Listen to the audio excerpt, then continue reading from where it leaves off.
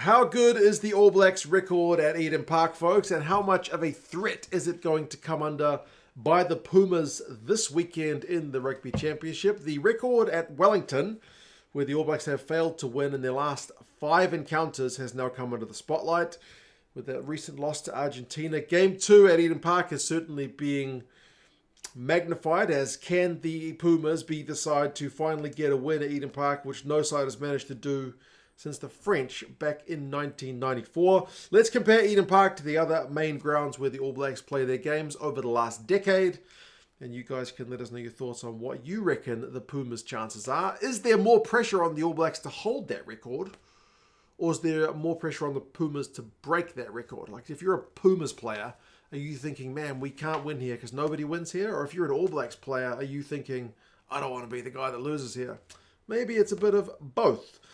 There have been some games played in the last 10 years outside of the kind of 5 major Super Rugby centres, which are like Christchurch, Dunedin, Wellington, Hamilton and Auckland. So Nelson, Napier and New Plymouth have all hosted the Pumas, all of which were All Blacks wins. Mount Smart Stadium and Albany, those 2 grounds are here in Auckland, but not Eden Park, have also hosted South Africa twice and Tonga once. And again, all of those results have been wins for the ABs. But yeah, they don't really get a heck of a lot of games. Christchurch, with their stadium not being the best since the earthquakes ravaged that area, must be, how many years ago now? 15 years ago? It's a long time. They're getting a new stadium in a couple of years, but they've been playing at that ground the Crusaders play at, which is, I think, was it Rugby League Park? It's had a few different names with different sponsorship deals. But the All Blacks have only played 3 games there in the last decade, and their record is 2 from 3. The Pumas quite famously won down there in 2022. They've also played South Africa there and Argentina one more time in the last decade. So apart from that Pumas loss, the All Blacks have won 2 out of 3, which is not a great record, but it's a pretty small sample size. And the average winning margin for the All Blacks has been 14 points, with the loss obviously bringing that kind of average down. The next stadium in terms of games played there would be Hamilton. Now, Hamilton's a bit of a fortress, despite the fact that it doesn't get that many games. By my count, it's only 5 tests in the last decade, which the All Blacks featured in. And the All Blacks have gone 100% down in Hamilton. So maybe we should play more games in Hamilton. That being said, 2 of those games against the Pumas, 1 against Tonga, 1 against Fiji, and 1 against England. So only 3 of the games out of the 5 have been kind of tier 1 opponents, and the average score has been 60 points to 12. So a 48-point winning margin. If you take Tonga and Fiji out of the equation, it's a 36-point winning margin. So Hamilton is also a pretty happy hunting ground for the ABs. They did lose to the Box there back in 2009, but I'm only looking at the last decade. So Hamilton has been something of a fortress, but doesn't get that many games. I think partly because Hamilton, in the scheme of things, is just down the road from Eden Park. So if you are in Hamilton and want to see the All Blacks play, it is a relatively short drive up the State Highway to come and watch them play in Auckland, where they can fit a lot more bums on seats. So Hamilton doesn't get a heck of a lot of games. Dunedin has had 8 games by my count.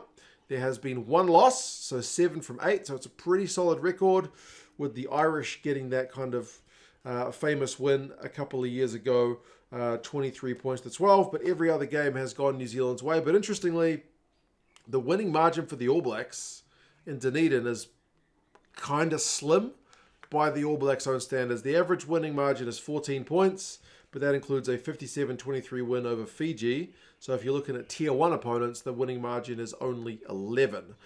Tighter games at Dunedin than everywhere else. Wellington's record is genuinely awful. It's a less than 50% record over the last decade, if you are considering they only got 4 wins out of 10 games. If you want to look at games they didn't lose 6 because there are 2 draws in there, draws with South Africa and draws with Australia. But they have failed to win, the All Blacks, in the last 5 games in Wellington. Lost to Argentina, lost to Ireland, drew with Australia, drew with South Africa, and lost to South Africa. Like, the record from 2018 and prior does feature a loss to the British and Irish Lions, but other than that, the record is pretty decent. But yeah, the winning margin is still a winning margin. It's actually worse than the Dunedin one. It's a 2-point winning margin. The average score for the All Blacks is 24-22. It's not a great ground. It's not a great ground for the ABs. But what about Eden Park, the kind of holiest of holies? It is the ground they haven't lost at since 1994. They've had a draw with South Africa in that time, I think also in 1994. And they have had a draw with the British and Irish Lions there in 2017. But in the last decade, by my count, 17 games played, 16 games won, no games lost. Average score has a 25-point winning margin, and if you're looking at only Tier 1 opponents, because there is a game against Samoa in there, which was 78-0, we're looking at a 22-point winning margin.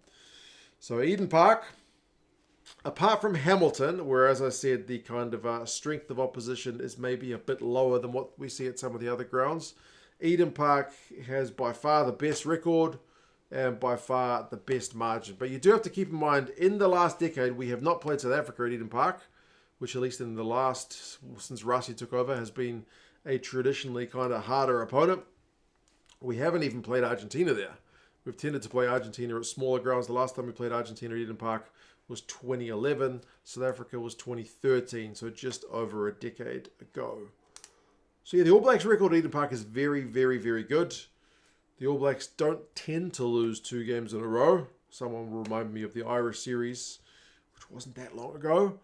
But yes, if you're looking at the Eden Park record, if you're looking at the margins, if you're looking at the rate which the All Blacks usually bounce back after a first loss, it would seem to indicate that the All Blacks should be big-time favourites for this weekend's clash against the Pumas. But hey, this is sports.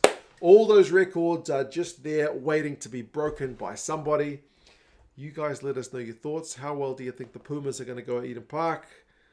Do you think they can be the side to break the hoodoo? Or do you think the All Blacks hang on comfortably, uncomfortably? Subscribe to the channel, and I'll talk to you guys again soon. See you later.